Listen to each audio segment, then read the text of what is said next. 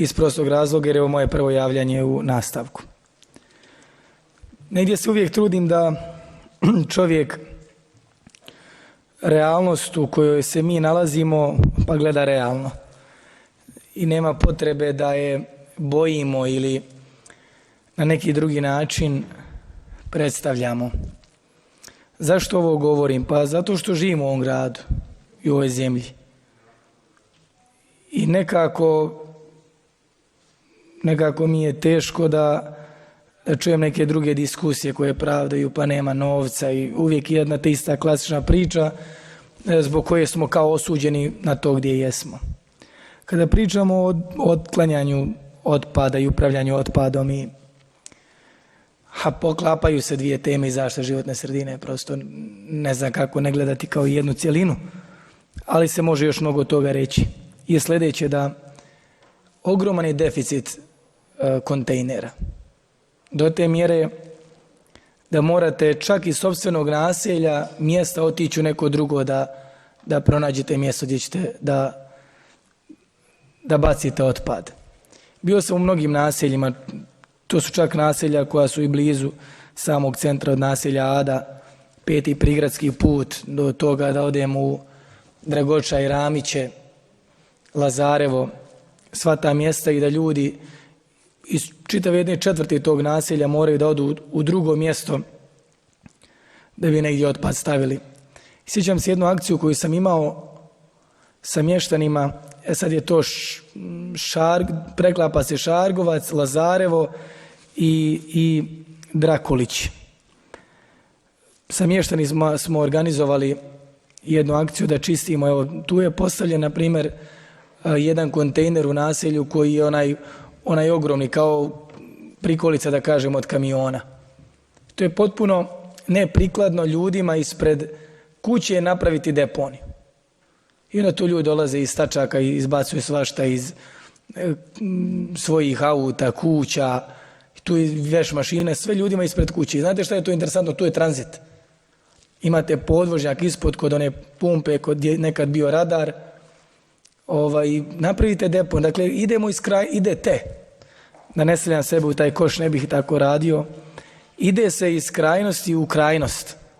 Dakle, od mjesta koja nemaju ni najmanji kontejner da bace smeće, do mjesta koja dobiju kontejner veličine prikolice od šlepera kamiona i gdje napravite deponiju njima ispred kuće. Suština svega je da nema sistema. Nema sistema. Sistem je način kako se upravlja otpadom, gdje se postavljaju kontejneri, kojih gabarita, kojih dimenzija. I ne znam kako vi zovete onaj kontejner na kojem piše čistoća. Ne znam kako se on zove, znači ogromno je, to stoji ispred nečijih domaćinstava. I kažem vam, to je na ulazu u Banja Luku. Na ulazu u Banja Luku. I kad zovnete komunalno odjeljenje, jednostavno kao da ste ih zamolili ne znam šta. S druge strane postavite kontejner na sred trotoara. I osobe s poteškoćama u razvoju koje budu u kolicima, majke sa djecom u kolicima, evo najprostije rečeno, dakle moraju da siđu sa trotoara jer ne može, kontejner je na trotoaru.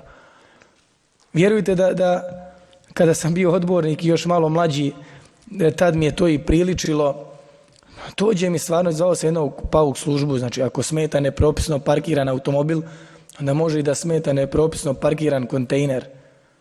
Ne može da bude na trotoaru. Dakle, potpuni nesklad. I meni nije jasno bar da kontejnerima ne znate upravljati. Ovo više možda za komunalno odjeljenje, ali prepliće se nekako. A valjda treba zajedno da se radi. Valjda neke možda i upute treba od ministarstva stići, ali valjda neko ne zna kako može voditi grad kad ne može kontejnere poredati kako treba. Ali to je ozbiljan problem Banja Luke u 21. vijeku. Kako kontejner, gdje ga postaviti? I to sam fotografisao i snimao i pozivao i ljudi su me zbog tog zvali. I evo u ovoj prvoj temi moje diskusije, dakle, apostrofirat ću 3 problema. Od mjesta koja nemaju nikakav kontejner i potreba mi da bi imali ekološki zdravu sredinu, zaštitu životne sredine, da bi zaštitili našu okolinu, da bi imali uredna naselja, ulice, domaćinstva, ljudi nemaju gdje ostave smeće, do s druge strane da ljudima napravite ispred kuća deponiju, dok sa treće strane kontejneri neprikladno se postavljaju na trotoarima. Evo, dakle to danas u našem gradu tako izgleda. Prolazio sam i u drugim gradovima u Republici Srpskoj, podijelio bi te probleme isto na 3 načina. Upravo na ove koje sam rekao. Ko to treba da riješi? Je li to toliko teško? Da li je teško nabaviti kontejner? Da li su kontejneri skupi? Da ne kažem da imamo kontejnere da se odlaže staklo, pa ima negdje. Ima kod hotela Bosna isto na trotoaru. Kod hotela Bosna tamo preko puta Centralne banke, onaj žuti, zeleni, oni kontejneri, to stoji isto na trotoaru. Pa pješaci, pješački nije za vas, nego za kontejner. Smatram da se uz malo discipline i dobre volje to riješi u čitavom gradu za vikend. Subota, nedjelja, evo neka mi petak. Ali opet ne postoji volja. Ne znam šta vi možete komentarisati, koliko ste vi krivi. To se referišem vama u ministarstvu, ali prosto moram. Negdje treba reći. Pa valjda će neka riječ i probuditi neku akciju, a neka akcija neku, možda i neko poboljšanje, neku promjenu. Ali je stvarno potrebno to da se desi. Mi živimo u ovom gradu, živimo u ovoj zemlji. Znate, ne mogu vjerati da u komunalnom odjeljenju i u gradskoj čistoći ili gdje već imate zaposlenih na 10 do 100 radnih mjesta i to ne mogu da riješi. Ili ako se riješi bude privremeno. Ili onda oni ljudi koji tovaraju pa ne da im se na kraju vrat na mjesto dakle su uzeli, to tako izgleda. Nekako i to mi je odraz sistema u kojem živimo. Evo jedan narodni poslanik, dakle, kako je došlo, znači zaista bi predmet diskusija trebao biti neke mnogo veće teme, ali evo tema postaje kontejner, jer je zaista problem koji se ne rješava. Što se tiče rijeka i evo jedne vrste otpada kao kanalizacija, dakle, i to je opet zaštita životne sredine, preklapaju se teme, ali negdje rijeke su nam postale kanalizacije. To je stvarno tako. Vrbas jeste kanalizacija. Vrbanje, nažalost. A ono što je isto jednako zastrašujuće da su i najljepše potoke, riječice, isto tako pretvorili u otvorene kanalizacije, septičke jame. Zato što u 21. vijeku u većini gradova nema kanalizacije. Pokrivenost kanalizacije je svega od 10 do 20%. U najvećem obimu 30%, do 70, 80, čak 90% je bez kanalizacije mjesta. Niste u stanju da zaštitite u tom smislu životnu sredinu. Evo u Banja Luci je poskupio odvoz smeća. Ne znam da li ste upoznati, ali ne vidim neki efekat, ne vidim neki korak naprijed, ne vidim neko poboljšanje. Ne znam zašto građani plaćaju skuplje. Ne znam ni zašto se išlo u tom pravcu ako efekta nema. Ne vidim veći broj kontejnera, ne. I dalje koristim svoju dužnost kao poslanik da obilazim mjesta i da razgovaram s tim ljudima. Vjerujte, u svaku ulicu, naselje koje dođem, kažu taj zahtjev da im je to potrebno. Jednostavno treba ljudima. Kažu, Draško, ne možemo, moramo upaliti auto i otići 7-8 km da negdje ostavili i bacili smeće. Rukovođenje raznim otpadima, pa nažalost je tako nekim materijama koje su nekad bile korištene, danas više ne, ili kao pogonsko gorivo. Šta to znate na šta mislim, piralen? U Banja Luci taj problem je prisutan i ja sam sa ministricom pričao, ali to se mnogo odužilo. Ne mogu ni da slutim koje štete i kolike štete mogu biti. Prosto prošlo je od toga preko godinu, evo 2 do 3 mjeseca, tako. Vrijeme ide, a rješenja nema. Ministarstvo, grad ili oni koji su obećali neke planove, programe, prezentacije, pa skupo naplatili, nikada nisu riješili, ali je i to upravljanje otpada na taj način da je prosto ugrozilo. Govorite u ime kluba, gospodine Stošić. Može. Hvala vam. Izvolite. Hvala. da je prosto ugrozilo životnu sredinu, naš okoliš. Na taj način da bi ja postavio pitanje vama ili vama ministrice, kako god. Piralena ima i u drugim mjestima u Banja Luci. Bog hvala, nije se zapalio, nije se izlio. Ali ono što me interesuje, da li čekamo da se izlije, prolije ili će se preventivno djelovati na skladištenju, na možda negdje odvozu ili na nekom sigurnijem mjestu da nam se ne bi desio novi piralen u Banja Luci. Mi smo zbog toga pravili protest, građani su izlazili na ulice jer je važna tema. To je, vi me ispravite ako griješim, ali najveća ekološka katastrofa za naš grad. To su velike stvari. Bog nam je dao rijeke, jezera, dao nam je šume. Sve su to teme bile ove skupštine, o tom smo govorili. Na nama je da to čuvamo. Na nama je da postavimo koji kontejner.